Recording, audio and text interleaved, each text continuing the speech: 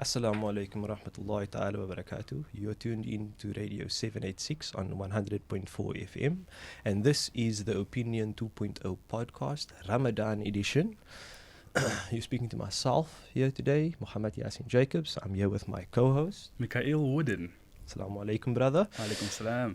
And sitting with us today, yet again, our resident, as we would, Sheikh Hasan Labuschagne. Assalamu alaikum wa rahmatullah. Walaikum salam, Sheikh. Sheikh has completed the Alamiyah program in Islamic Studies at Darul Uloom Al-Arabiya Al-Islamiyah in Strand, better known as DUAI. Right? Yeah, usually the students call it Du'ay. Du'ay. That's inside. That's good. And he's currently pursuing his honours degree in international relations at the University of South Africa as well. Sheikh, it's lovely to have you here again with us. Jazakumullah khairan. Shukran for Alhamdulillah, coming. lovely to be here. Fantastic. Shukran so much for coming back. We know we spammed you last week. But this week we're going to go more in depth into the theme Open of to being Ramadan. spammed. My inbox is open. Alhamdulillah. So we're going to expand on the topic of Ramadan, the theme for Ramadan, which is Istiqāmah. And so obviously last week we defined Istiqāmah. So let's do a little quick recap. What does it actually mean and why is it important in our spiritual lives as Muslims, not only in Ramadan, but also after? Yeah, so a quick recap. Bismillah, alhamdulillah, wa salatu salam wa rasulillah. A quick recap on Istiqāmah. Istiqāmah basically remaining unwavering in your faith, remaining on that sirat al-mustaqim, the straight path.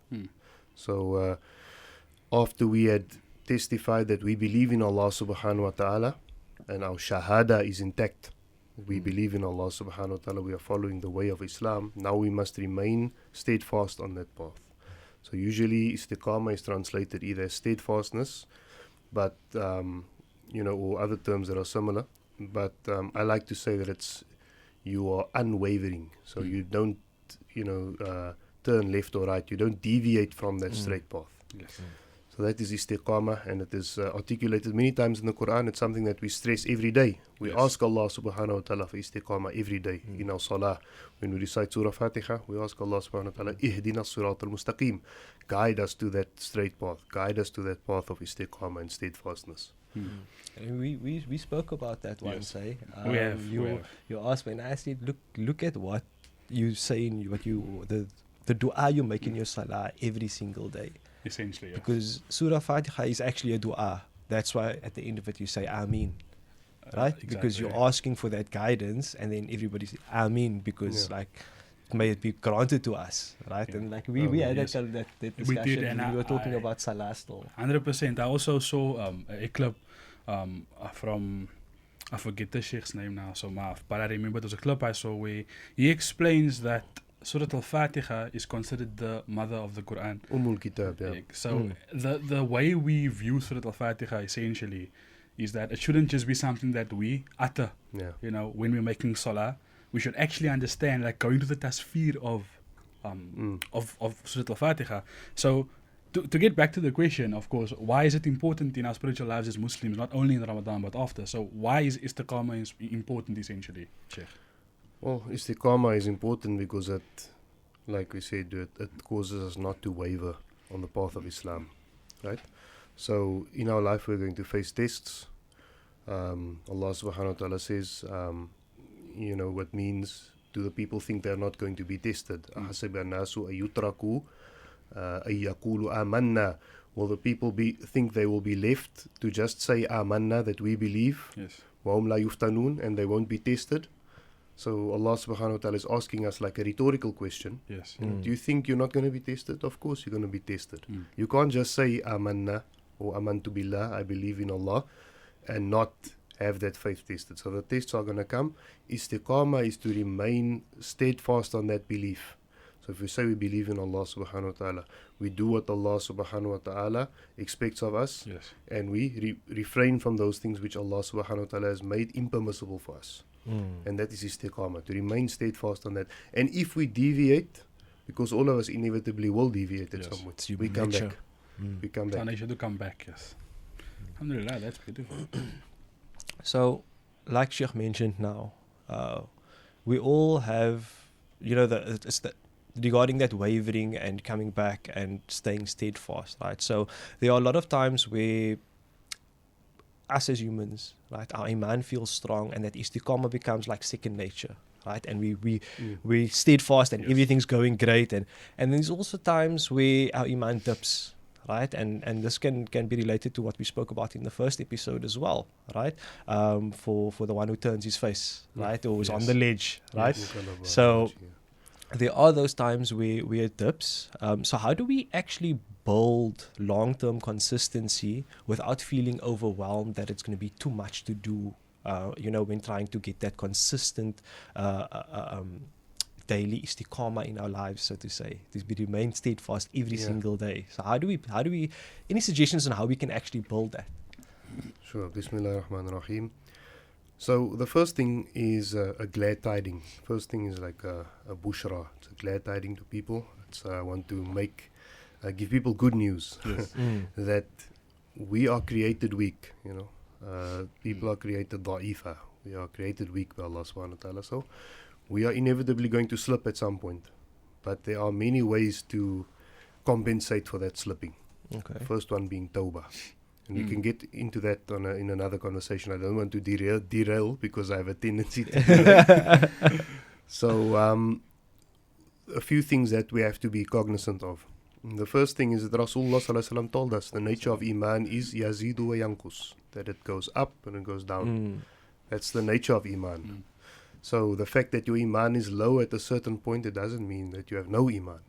You have low iman, but you don't have no iman. Okay. So your iman will eventually climb, and when you're up there, when you're up in the heights and you feel like you're already in the sama, you feel like you're walking on air, know that it doesn't mean it's always going to be like that. You'll catch a dip as well. And especially in Ramadan, most of us, when we think back of previous Ramadans, we think during the rest of the year, Ya Allah, can't I get that feeling of Ramadan back? Can't I get that, motivation that and that energy of Ramadan? Can't I have that again? So it is possible to maintain that to an extent, but we know the nature of iman is that it goes up and it goes down. And even some of the Sahaba came to Rasulullah sallallahu alaihi wasallam, and they told Rasulullah sallallahu alaihi wasallam, Ya Rasulullah, some of us have thoughts. We have thoughts that we would rather be dropped from the sky and shattered on the earth, or burnt into coal, burnt into ash before we tell anyone what we were thinking. So they're deep conflicts with the thoughts that's going through their minds. But the response of Rasulullah sallallahu alaihi wasallam was, ذَلِكَ مَحْضُ الْإِيمَانِ. That is the essence of iman. That's the essence of belief. Okay. The fact that you are concerned about your thoughts shows that you have iman. And also, the fact that you have these thoughts, you have these evil thoughts, these harmful thoughts, you have, maybe you might have road rage or something, you're on the street and someone cuts you off and you think, I want to... yes, of course. something bad to happen to this person. I know we're on the radio. Of course. But, the fact that you have those thoughts and afterwards you think, Ya Allah, maybe I went a bit overboard there. That's a sign of iman. Okay. So our iman, that's a glad tiding that the fact that we are low, it doesn't mean there's something deficient about you as a mu'min, as a believer. It's the nature of iman. But in order to get it back to a state where it's high and where it's intact and where it's fully functioning, we need to put some effort in. Okay. Because every effort that we do, every amal that we do, our salah, our fasting, our dhikr, reciting Quran, doing good deeds, giving charity, those things feed our iman. So there's a relationship between the physical, the material, and the things that we do, and the spiritual. So those two feed off of each other. If you have a good spiritual state, it's going to flow, it's going to show in your actions. But the reverse can also be true. You can feed your spiritual state through actions, if your intention is correct. True. Oh, barakallah feek, Sheikh, that was beautiful. I think a lot of people struggle with that, and that's why, when preparing for this particular interview, I've personally struggled with issues with low iman. I always thought, is this a normal thing? Do born Muslims go through this as well? But it's apparent that, the Nabi sallallahu alaihi wasallam stipulated that that's the essence of iman. And I think it's beautiful to tell people that. I think it's beautiful to know that your iman will be low at some points in time. But when you realize, wait, this is something maybe I shouldn't have, that's actually the presence of Iman. So alhamdulillah, that's beautiful. It is a very good, it is a very glad tiding. It's a very To glad know tiding. that, look, Beautiful that's thought. natural. It's supposed to happen. It's part of the human nature. And look what essentially. Rasulullah Sallallahu Alaihi Wasallam instructed the Sahaba to do when they went out to give da'wah to different people. He told them, Bashiru wa la tunafiru. You know, give people glad tidings, don't scare them away. Yes. So when you want people to come to Islam, give them glad tidings. Yes. Bashiru. Give them the good news. Don't come and tell them you have to make salah from tomorrow. If you don't make salah, then you're going to be punished in Jahannam, and you now have to stay away from this and that. Yeah. So the bushra is very important, because that glad tiding for the mu'min is it's also spiritual food. Yes. Gives you something to work on. That's actually interesting, because I've said this on radio with Sitara when she interviewed me. I think a lot of born Muslims don't actually know how to handle reverts, and I think that's a good way for them to also approach that, because it was quite scary, you know, when I reverted to Islam all that time ago. Alhamdulillah, it was scary for people saying, hey, this is wrong, this is wrong, this is wrong, this you must do, that you must do. You know, and I think maybe if the approach is a little bit different, then maybe I would have maybe been, okay, cool, I can work on this tomorrow, I can work on that tomorrow. But alhamdulillah, I'm better off now, alhamdulillah. But so our time is limited, so let's move on with the question. The question I have here for you, Sheikh, is most people think that having istiqamah means doing a lot at once. Is that the right approach, or is there a more practical way to maintain one's istiqamah? Yeah, so there's definitely merit to doing a lot of things if you can maintain it. Yes. You get some people who are more adept at juggling multiple things at once, and they can do it with ihsan, with excellence and perfection. But most of us are not that fantastic at multitasking. No facts. And I agree. Rasulullah Sallallahu Alaihi Wasallam told us that, you know, the best of actions are those, or adwamuha, the continuous ones, in qalla, even if it's little.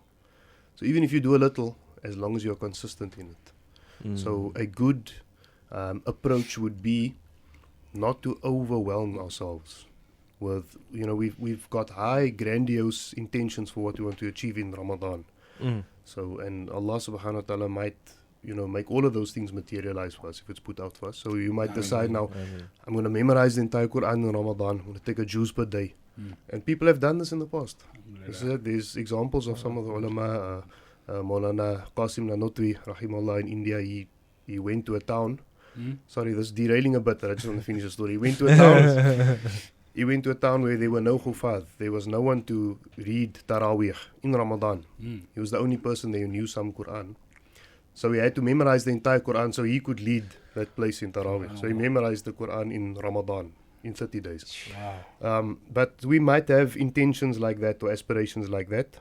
But when we fall short, we become very disappointed. Right?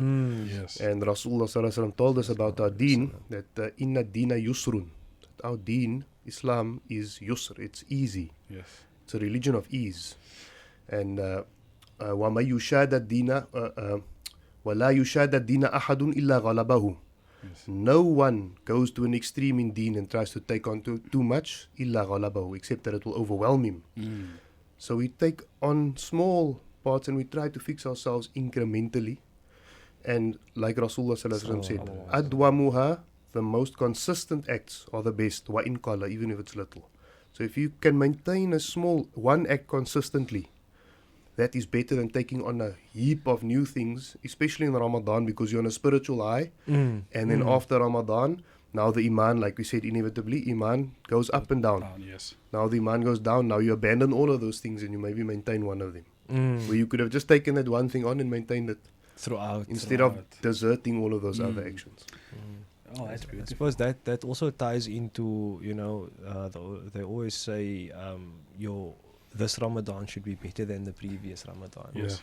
Which means like you should have had maybe one action that you're now consistent with coming into this Ramadan, and now you take on a new one, and you take that to the next one, and then you take on another one, and you take that, and each Ramadan then becomes better than the previous one because you're adding another action that you can do consistently.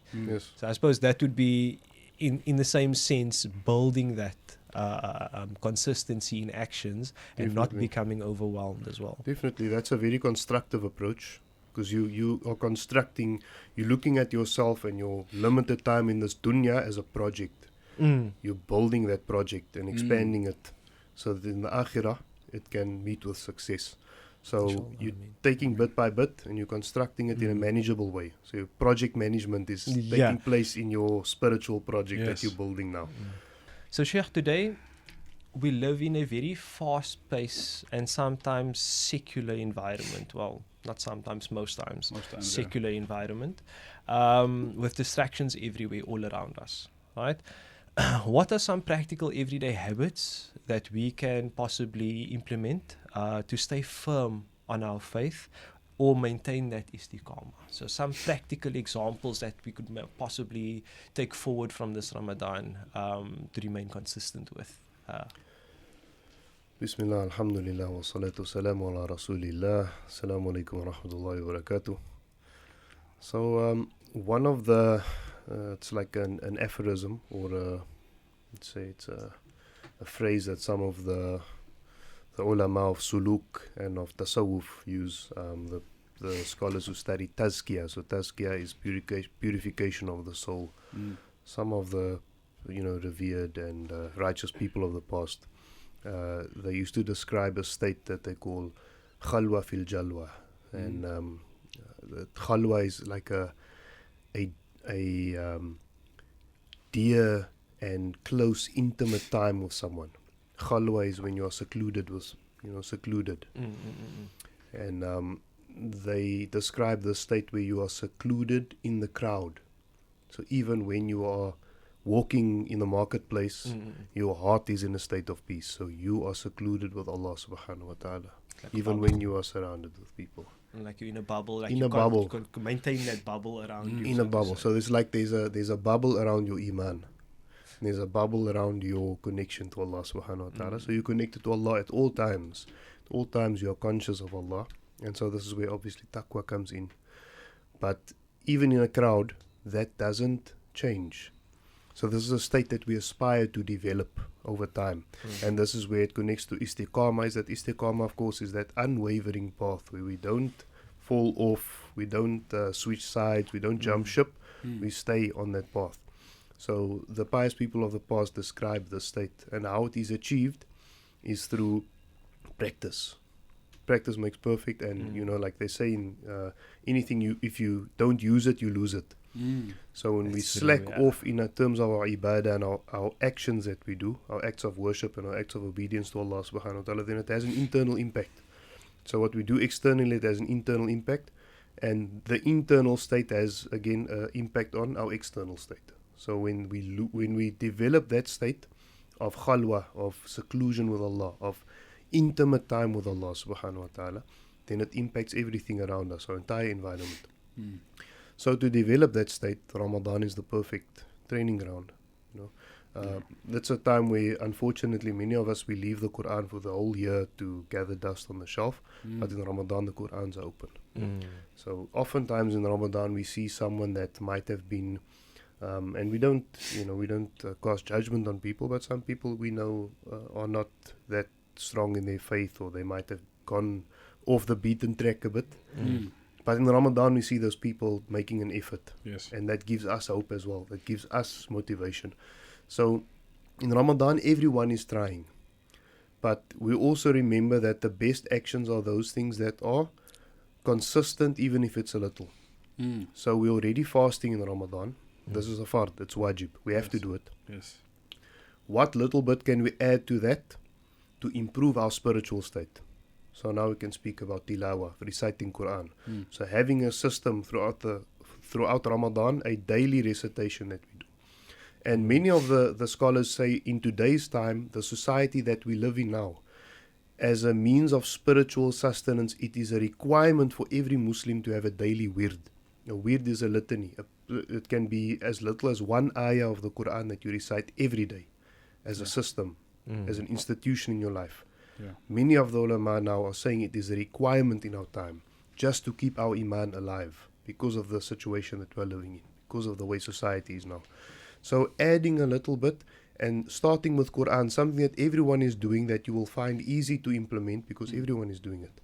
So reciting Quran, turning to the Quran, and importantly making tadabbur, not only reciting, we know we get reward for every single harf, Yes. every single letter that we recite. But more important than that is tadabbur. contemplating and pondering on the meanings of the Quran. Oh, okay. And that will give us that spiritual sustenance that we can maintain, because now we're establishing a routine of reciting Quran.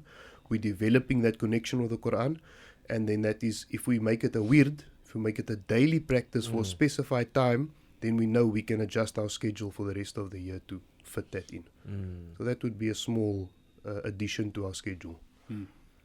Hello, load shedding. That's like our Okay. that's like a wird nowadays as well. No, definitely. Yeah, I deleted the ESCOM app, the ESP app. I won't say the name on radio. Yes, no, of course, But I of deleted course. it thinking, we'll never need it again. But here we are. Yeah, we are, alhamdulillah. I think load shedding is an interesting one. I don't want to talk about load shedding because, it's a painful topic for me. Shukran for that, Sheikh. I think the next question is obviously in conclusion to sum up this episode or this interview's conversation. Are there any stories from the life of the Nabi Muhammad sallallahu alaihi wasallam's life that show us today how to stay consistent? So we've touched on many across both interviews, but is there any specific ones that you find to be maybe I'd say your favorite? I'd say. In terms of remaining consistent, we see that, and this connects to reciting Quran, which we spoke about just now. This is an example throughout the entire 23 years of the prophetic mission, and how it started, how the da'wah started. Right, so Rasulullah sallallahu alaihi wasallam faced many obstacles, and we know that Allah subhanahu wa ta'ala tests those that He loves the most. Yes. And the Anbiya are the top of that list. They receive the most severe tests. So Rasulullah sallallahu alaihi wasallam received so many tests during his life. And if you look at like some of the first revelations that came down, first ayat of Quran, Rasulullah sallallahu alaihi wasallam is on Jabal Nur, he's in the cave, he's receiving revelation. He doesn't know what to do with this experience. And he goes home and he's wrapped in his cloaks. And the revelation comes down, Ya ayyuhal muzammil, O you enshrouded one, Qumil layla illa qalila, stand in prayer for part of the night. So this is the first instruction to the prophetic message. Qumil layla illa qalila, stand for most of the night. Stand for the whole night except for part of it. So pray, make salah during the night, spiritually develop yourself, develop that spiritual strength. Condition your spirituality now. And then the next phase is Ya ayyuhal muddathir kum fa'anzir. Now the Prophet ﷺ has built up that connection to Jibreel alayhi salam. So he's built familiarity with Jibreel who's bringing the message. He's built that confidence that he's a Nabi, he's got the spiritual sustenance, and now kum fa'anzir, stand and warn the people. So now it's commanded for Rasulullah ﷺ to go out and spread the message. But the first message is only to al-aqrabin, only to those close to you. So Allah subhanahu wa ta'ala commands the Rasul sallallahu alaihi wasallam, spread the message of Islam to those close to you. Yes. Not openly. But later, then Allah subhanahu wa ta'ala tells the Rasul sallallahu alaihi wasallam, now you must proclaim the message to everyone. And wa'arid anil mushrikeen. So, and oppose the disbelievers. So now it's another level of the da'wah. And that comes at different phases of the prophetic journey. So we see Allah Ta'ala takes Rasulullah Sallallahu Alaihi Wasallam through a journey. First spiritual sustenance. Then warn those closest people around you about Jahannam. Warn them about Qiyamah that's coming. Warn them that this is a short period that we are in the dunya and we have to do something to develop ourselves, to get closer to Allah Subhanahu Wa Ta'ala while we have the opportunity. And then the message spreads further. Right? So Rasulullah Sallallahu Alaihi Wasallam remains consistent throughout that because he gets the help and assistance of Allah Subhanahu Wa Ta'ala. Allah is constantly communicating to him, Ya Muhammad, do this. Ya Muhammad, spiritually elevate yourself. First get up and pray at night. Then now you warn those close to you. So that connection with Allah subhanahu wa ta'ala through the revelation of Quran is what's keeping Rasulullah sallallahu alaihi wasallam consistent. It's what's giving Rasulullah sallallahu alaihi wasallam the strength that he needs to make it through all of those tests, to make it through all of the people opposing him. Allah subhanahu wa ta'ala is constantly connecting to Rasulullah sallallahu alaihi wasallam, constantly giving him spiritual sustenance through encouragement. And we see what Surah Kawthar, shortest surah of the Quran, was revealed at the worst part of Rasulullah sallallahu alaihi wasallam's life. You know, in Amul Huzn, year of sadness. Yes. Another example is Surah Duha, وَالضُّحَى وَاللَّيْلِ إِذَا سَجَى, revealed in Amul Huzn. So this surah is sent down as a means of reminding Rasulullah sallallahu alaihi wasallam that your Lord has not forgotten you, your Lord has not rejected you. Surah Kawthar is a promise to Rasulullah sallallahu alaihi wasallam that he will have a river in Jannah that belongs to him for what he is making through. Don't worry about these things that are happening. Your wife has passed, your uncle who was your protector has passed. You know, you have lost a child. The people in Taif rejected you and pelted you with stones. But don't worry, because the reward for it is coming. So that connection of encouragement, we can also take that from the Quran. So taking that encouragement from the Quran during Ramadan, that is going to give us that spiritual sustenance that took Rasulullah sallallahu alaihi wasallam through all of those tests. It's the same message. It's the Same same message. message that was brought down to him is being given to us. Yes. Basically And the given to encouragement us. that Allah subhanahu wa ta'ala gives Rasulullah sallallahu alaihi wasallam, it applies to us as well. You just It's have to encouraging us. You just have to look at it through the right perspective to be able to get it like that. Because you could just you recite the Quran and you go through it and like, oh, okay, cool. But if you actually look at it in context of when and why this was revealed in the first place, it can apply to you very much so. So Yes. I do very much, I like that. And we understand that the Quran, it's Kalamullah, it's the uncreated word of Allah subhanahu wa ta'ala. So that speech is addressing someone. Who's it addressing? It's addressing us. It's addressing insan, mankind. So that's a conversation with Allah subhanahu wa ta'ala. When we are reading Quran, we are conversating with Allah. We are having an open line of communication with Him. When we make dua, we are communicating with Allah subhanahu wa ta'ala. Yes. So that line of communication is a byproduct of taqwa. When we have taqwa and we know Allah is there, we know He's not just there and He's behind like a glass door. Wa na'udhu billah. Allah is there for us to talk to. Yes. So we speak to Allah subhanahu wa ta'ala at all times, no matter what we're going through. We're constantly connecting to Allah, constantly speaking to Allah. Whatever's on our mind, we speak to Allah subhanahu wa ta'ala so that, you know, we get that cathartic experience of everything we're going through, we're sharing it. It's a therapeutic experience because we're speaking to Allah, we're speaking to the only one who can change our situation. Yeah. Yeah. I was thinking about that that- now. same, Literally same, thinking I about was. that now. It's like you speaking directly to the only one who's going to be able to influence anything to make a change. It's like, yes, when you go through troubles, you have some mental health issues or whatever the case may be. They say, speak to this person, speak to the doctor, speak to the whatever. Or you're sick, go to the doctor. But if throughout everything that you are experiencing, you're having that open conversation with Allah subhanahu wa ta'ala, then you wouldn't at the end of the day possibly even need to go speak to anybody else because something might happen in that time that you're doing it. Before you go to the doctor, you might even get some relief. You know, it might, you don't know what's going to happen. It's like not for us to say, but it's a possibility that it's always going to be there. I think I have to break your word. I think the beautiful thing about this, I was having a conversation with a friend of mine, and I said, you know, if you want to find an example of someone who has gone through it but still kept this communication with Allah, it is the Nabi Muhammad sallallahu alaihi wasallam. And if we follow that role model, then there's guaranteed success. And I think that's something that you have to look at, especially when it comes to, you touched on mental health. I think it's very important to understand that you must go seek help. You must be wise and go seek help, but don't lose your connection with Allah. I've heard people say at some points, you know, I'm not going to make salah because I don't feel like it, because I feel emotional. My mental health isn't at its best. But I encourage you, make your salah.